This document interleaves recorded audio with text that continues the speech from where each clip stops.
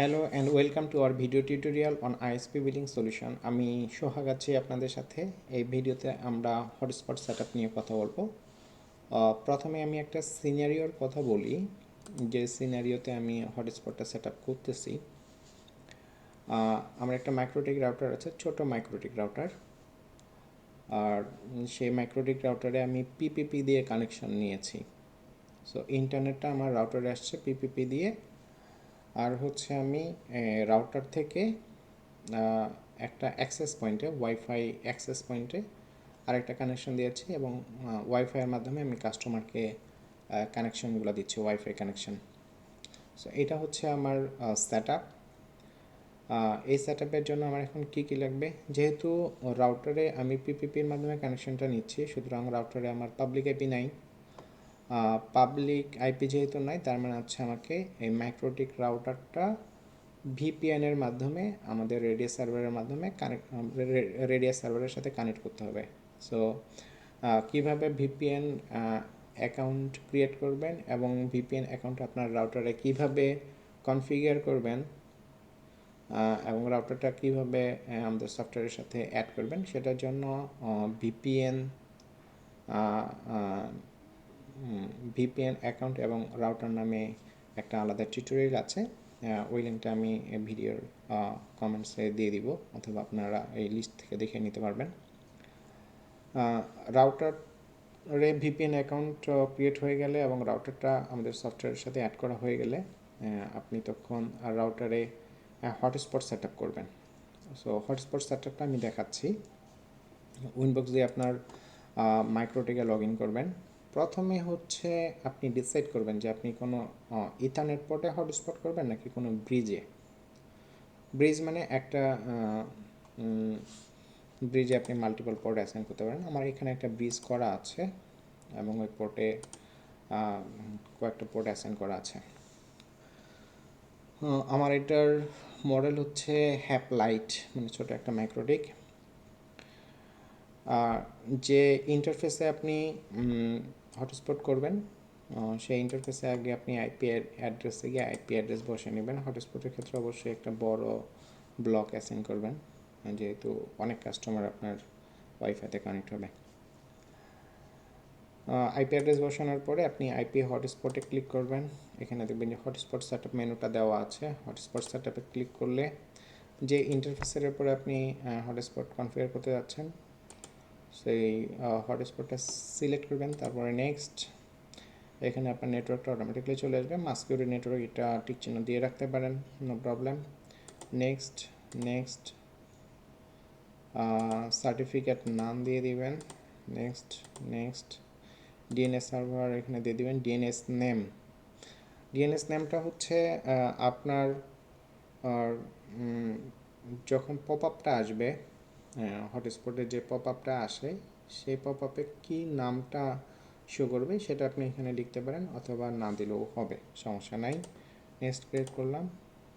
So hotspot set up হয়ে গেল। এখন কী করতে হবে আমাকে, ফাইল, এখানে দেখেন যে হটস্পটের একটা ডিফল্ট ফাইল হটস্পট ফোল্ডার থাকে। আপনি হচ্ছে সফটওয়্যারে লগ ইন করার পরে এটা admin panel hotspot HTML, hotspot HTMLটা ডাউনলোড করবেন। ডাউনলোড করার পরে দেখাচ্ছে আমি অলরেডি এটা আসলে ডাউনলোড করেছি। আমি জিপটা আনজিপ করি। 7 জিপ দিয়ে আপনি এক্সট্র্যাক্ট করতে পারেন, ঠিক আছে।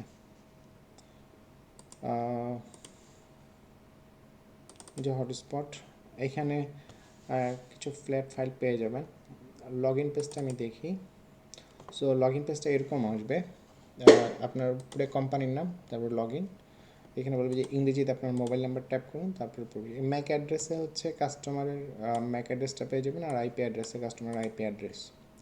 সো আপনি যদি এই ডিজাইনে কোনো রকম পরিবর্তন করতে চান, ব্যাকগ্রাউন্ডও চেঞ্জ করতে চান, তাহলে যেটা করতে হবে আপনাকে, এখানে ব্যাকগ্রাউন্ড জেপিজি নামে একটা ফাইল দেওয়া আছে। আপনি যদি ব্যাকগ্রাউন্ড ফাইলটা চেঞ্জ করেন তাহলে ব্যাকগ্রাউন্ডটা চেঞ্জ হয়ে যাবে।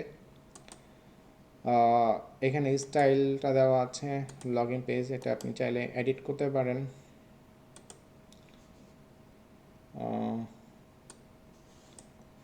আপনাকে দেখাই, এটা এডিট।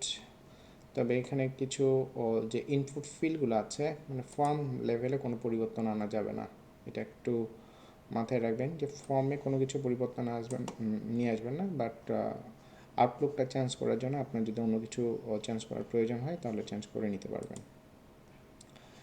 এ হচ্ছে পেজ। তখন আপনি কী করবেন, যে হটস্পট যে ফোল্ডার আছে এটা কপি করবেন। কপি করার পরে মাইক্রোটিকে লগ ইন করবেন।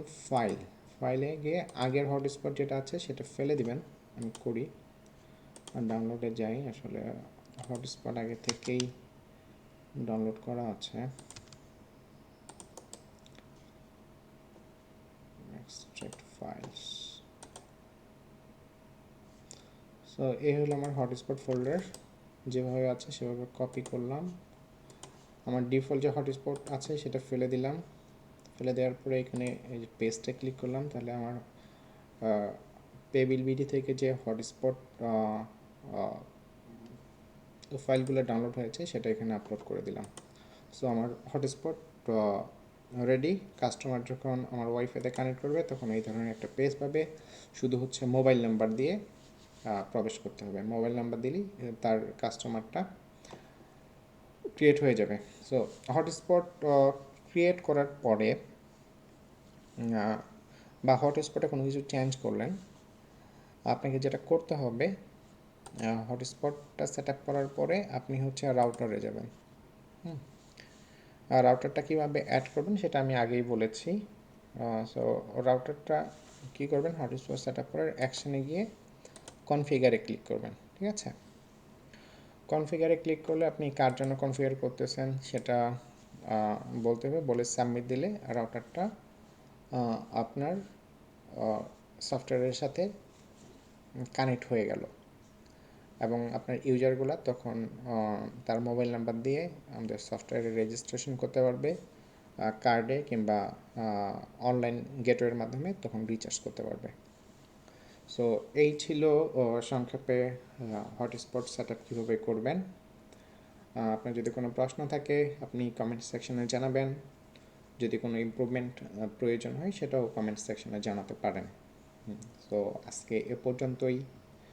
ভালো থাকবেন, সুস্থ থাকবেন।